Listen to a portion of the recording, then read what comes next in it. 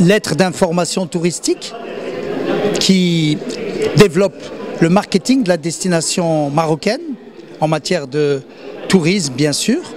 Et les Mardis du tourisme, c'est une rencontre, un débat franc, convivial, direct, de grands experts pour parler vraiment de ce qu'est l'importance de l'industrie touristique au Maroc et aujourd'hui en Afrique.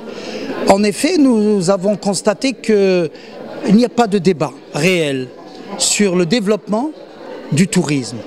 Et pourtant, il y a de l'expertise entre le tourisme et la culture, le tourisme et le sport, le tourisme et les climats, le tourisme et le transport aérien. C'est-à-dire que l'industrie du tourisme, elle est complètement transverse et elle intéresse tous les domaines.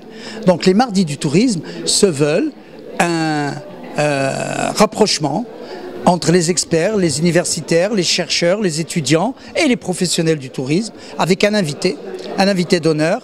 Et ce soir, nous inaugurons la 16e édition avec Madame Leila Moukaddem, la directrice générale de la Banque africaine de développement au Maroc, à Rabat, et qui va nous parler du développement du tourisme et de l'Afrique. Alors le tourisme africain, il est concentré sur plusieurs pôles.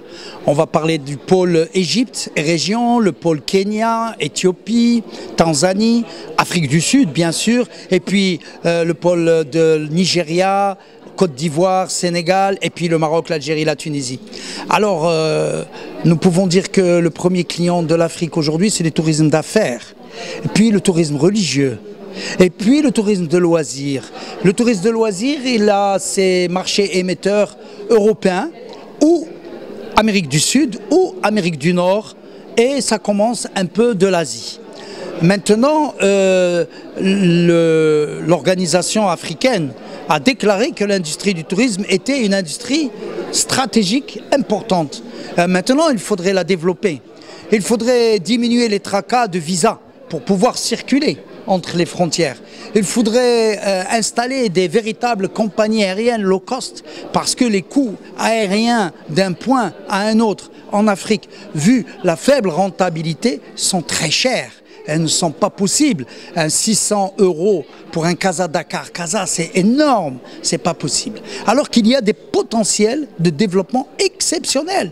Déjà, si on prend le segment du tourisme religieux Tijane vers la ville de Fès, on nous dit qu'il y a un potentiel de plus d'1,2 million pèlerins qui pourraient venir.